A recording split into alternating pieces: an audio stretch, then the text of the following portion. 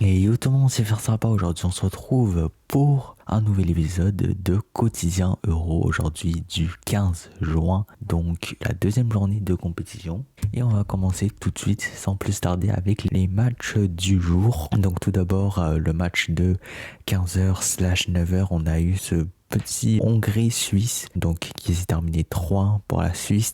Donc tout d'abord, on a Doha qui ouvre le score sur un but un peu litigieux. Finalement, il était bel et bien pas en position de hors-jeu, donc le but est validé à la 12e minute. Puis on a son collègue Ae Bicher qui fait le break juste avant la mi-temps sur une magnifique frappe de loin. À peu près à l'heure de jeu, on a donc cette magnifique tête du joueur hongrois Varga qui réduit le score 2-1. Mais à la toute fin du match, on a N'Bolo qui lobe le gardien pour réaffirmer cette victoire suisse. Ensuite, pour le match de 18h/midi, on a l'Espagne qui a cartonné la Croatie. Voilà, je pense que on était beaucoup à peut-être attendre un score plus serré, moi le premier. Mais non, l'Espagne s'est bel et bien imposée. Tout d'abord dès la 28e minute avec cette frappe entrée de surface d'Alvaro Morata. À peine quelques minutes plus tard, c'est Fabian Ruiz qui fait le break sur une frappe finalement pas mal similaire, j'ai envie de dire.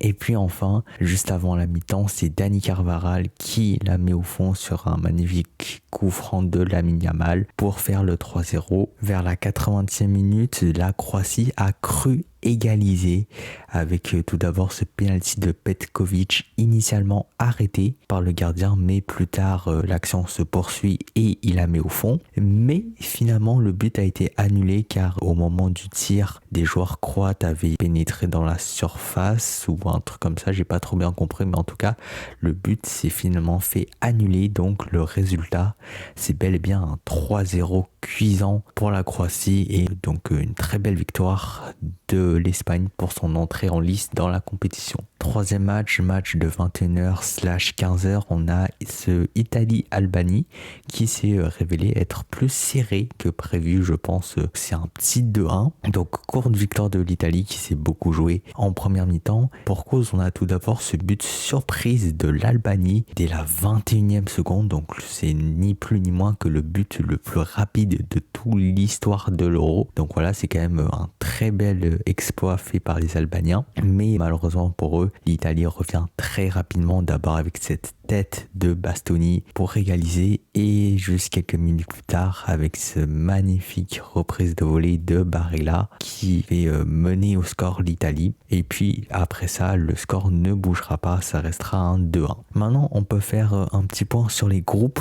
Donc tout d'abord dans le groupe A, après cette première journée, donc on a l'Allemagne en premier, la Suisse en deuxième, la Hongrie en troisième et l'Écosse en quatrième. Donc quand même rien de bien déconnant, je pense que c'est tout à fait logique et dans l'ordre des choses. Donc je vais passer rapidement. Par contre dans le groupe B, c'est très intéressant parce que à l'issue de cette première journée, on a l'Espagne en premier, l'Italie en deuxième, l'Albanie en troisième, mais surtout la Croatie en dernier avec une différence de but de -3. Bon, je pense que personne n'est vraiment inquiet pour les Croates parce qu'on sait de quoi ils sont capables, mais quand même qu'ils vont se retrouver dans une situation très compliquée, qui seront obligés de au moins faire un match nul contre l'Italie pour pouvoir se qualifier en huitième, bien sûr sous réserve d'une victoire contre l'Albanie au préalable, tandis que l'Espagne et l'Italie confirment leur statut de favori dans ce groupe. Maintenant pour les matchs de demain, donc tout d'abord le match de 15h en France sur beIN Sport et de 9h au Québec sur TVA Sport. Ça sera Pologne-Pays-Bas à Hambourg dans le groupe B, le groupe de la France. Donc un match bien évidemment qui sera à suivre de près pour les fans de l'équipe de France.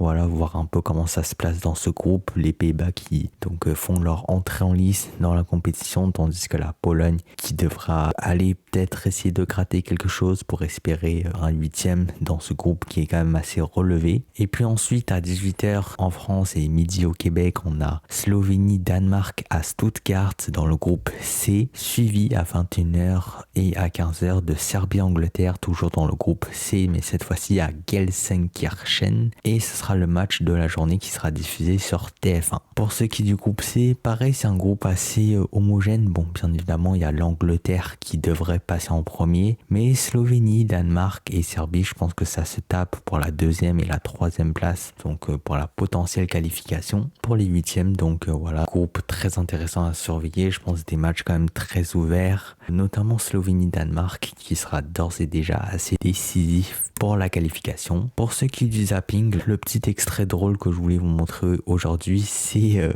donc une vidéo qui a circulé d'une rencontre entre des supporters albanais et italiens, et les Albanais se sont mis à chambrer les Italiens en cassant des spaghettis, tout simplement. Voilà, bon, c'est un peu du chambrage, de la moquerie, de la bonne camaraderie, quoi, rien de bien méchant. Et pour preuve, on a vu donc une autre vidéo juste derrière où ils ont vraiment dansé ensemble. Donc voilà, c'est ça que je voulais vous montrer, c'est la magie du football, c'est la magie de l'Euro, et c'est des images que l'on aime voir. Donc voilà, c'est déjà la fin de cet épisode et nous on se dit à très bientôt, enfin même à demain tout simplement, pour une nouvelle épisode de Quotidien Euro. Et puis voilà, salut tout le monde, c'était Farstrapa, à plus la prochaine, allez ciao.